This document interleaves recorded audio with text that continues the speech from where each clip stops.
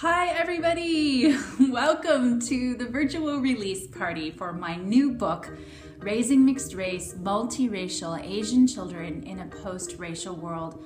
I am so happy that you're here this morning with me, my time, and we have a lot of fun stuff coming up. These videos are going to be sneak peeks into each chapter of the book to let you know a little more about what the book is about and give you a sense of what you could expect when you buy it and read it. So let's get started. Have a lot of fun.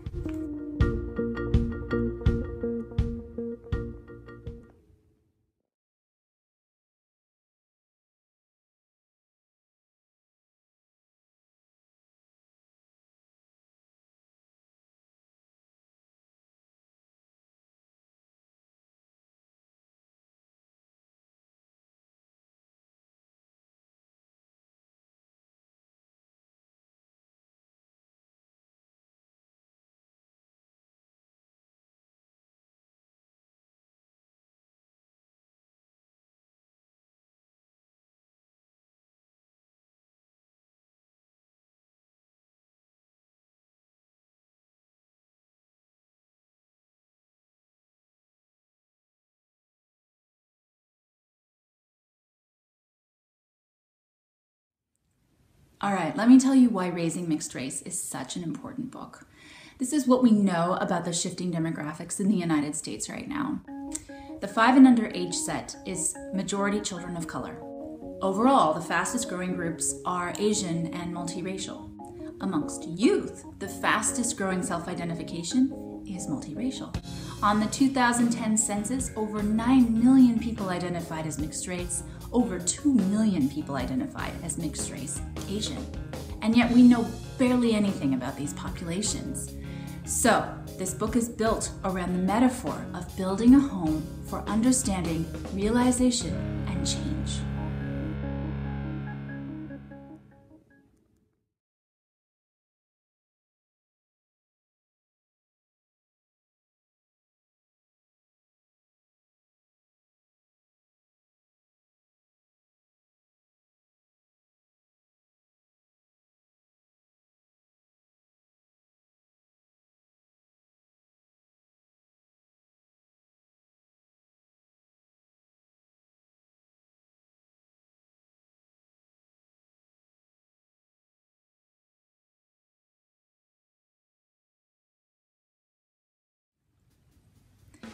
So chapter 1 of Raising Mixed Race is about confronting our miseducation. I interviewed 68 parents of 75 young mixed race Asian children for this project.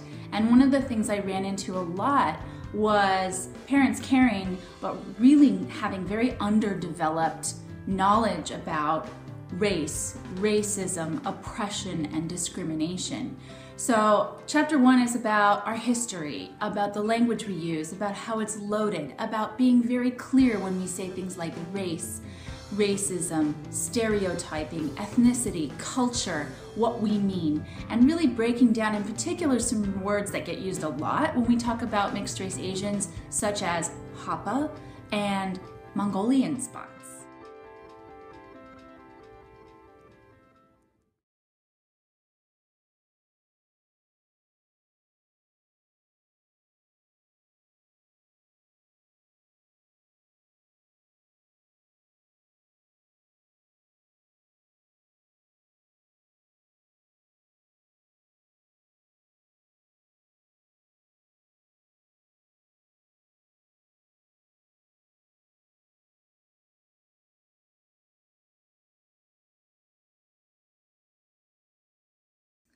In chapter 2 of Raising Mixed Race, we take a look at the stark truth that mixed race Asians face racism too. And sometimes that racism can look like the discrimination Asians face, where they're seen as model minorities or forever foreigners, but sometimes that discrimination gets really specific around their mixedness, where they're seen as sometimes Asian, sometimes other people of color, still not white, Or they deal with being seen as conquest babies or cosmopolitans. Of the 68 parents I interviewed for this book, a quarter of them were mixed race themselves, and every single one of them had experienced racism in their lives. So this brings us around to really think about how important it is to talk about multiraciality and to develop multiracial identities that are politically aware and resistant.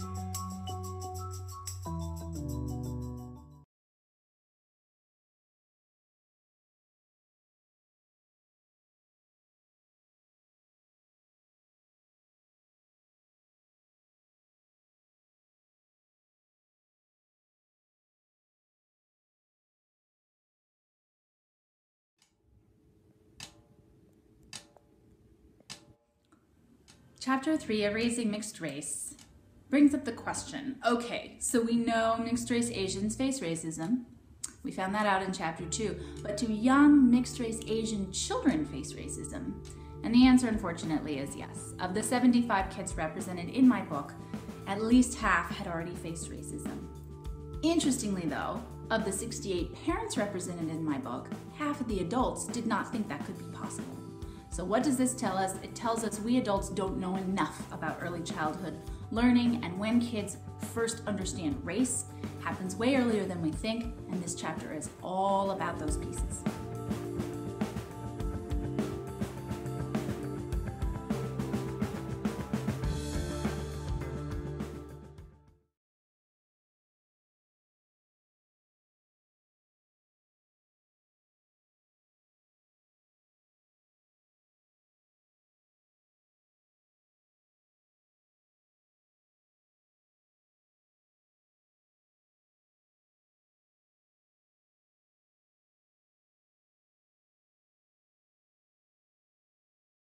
So in Chapter 4 of Raising Mixed Race, we zoom way in. We've established in Chapter 2 that mixed race Asians face racism. We have established in Chapter 3 that kids learn race way earlier than we thought. Now in Chapter 4, we look at what specifically are the barriers that young mixed race Asian children face, and a few really large themes emerged. First was compounded invisibility, where kids are extra unlikely to see themselves reflected in society, not only because they're mixed race and Asian, but because they're children. Another was racial isolation, because multiracial Asians are still a pretty small minority in the United States. And the third was the degree to which parents are indoctrinated into dominant thinking, which we've already talked about is higher than we would imagine. So this chapter finishes with the importance of acknowledging what we need to do to support these kids.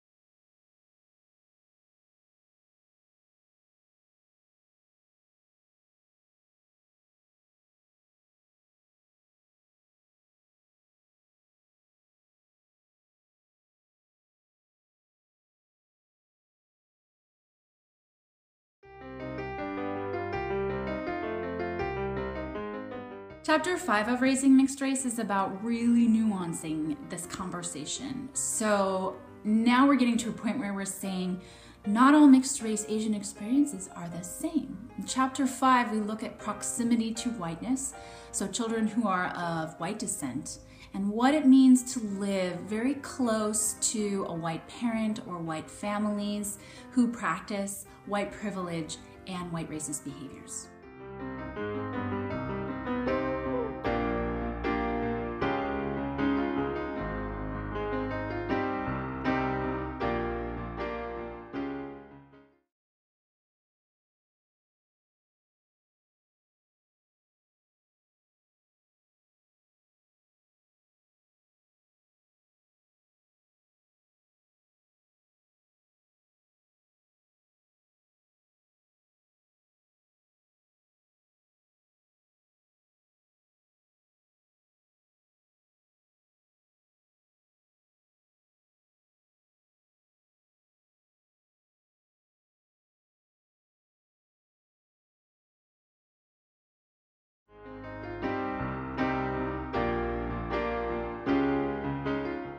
Chapter 6 of Raising Mixed Race is about centering Blackness. In this country, with its very, very long history of anti-Black racism, it was really important to include a piece in here where we talk about what it means to be mixed race Asian and Black, and how that's the same or different than being a non-Black mixed race Asian.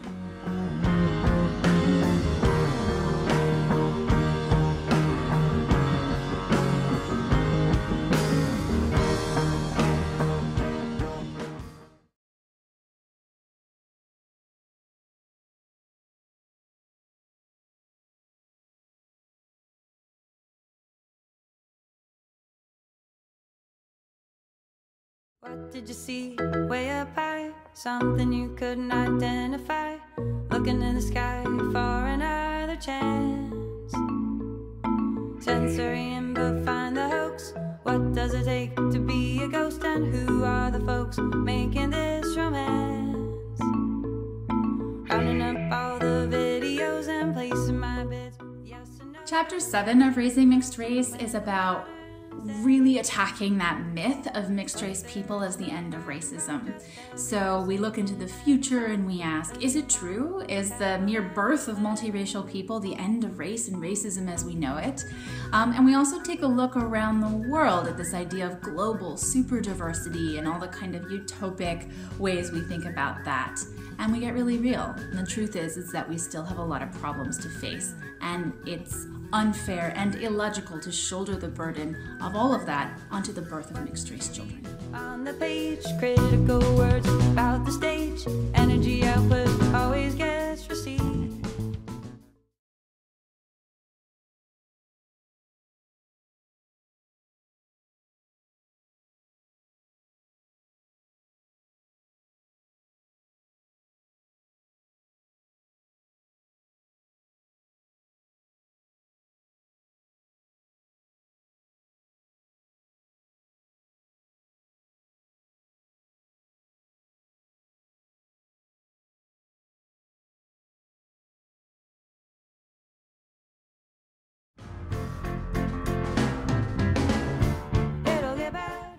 Chapter 8 of Raising Mixed Race is about what we can do.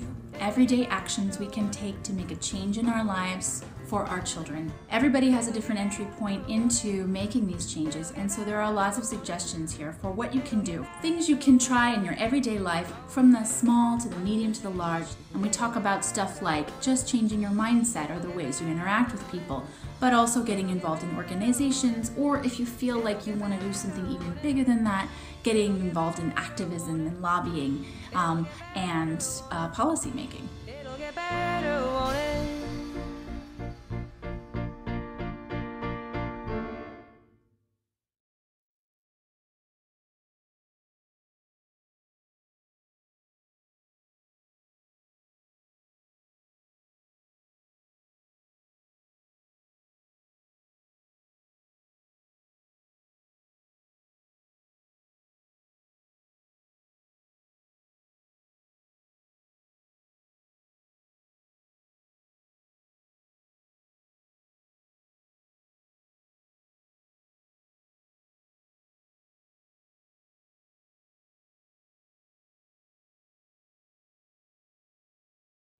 So that's our party. Thank you, thank you, thank you, thank you so much for coming and celebrating with me today. I really am so excited for you all to read the book. You can buy it on Amazon or on the publisher page, Routledge.com. When you've read it, if it speaks to you, the best gift you can give to me is a review on Amazon. So please review me on Amazon when you've read it, if it speaks to you. Don't forget to follow the book's Facebook page, Raising Mixed Race, and keep checking back at my blog, Multiracial Asian Families at blogspot.com. Thank you again so much, and have a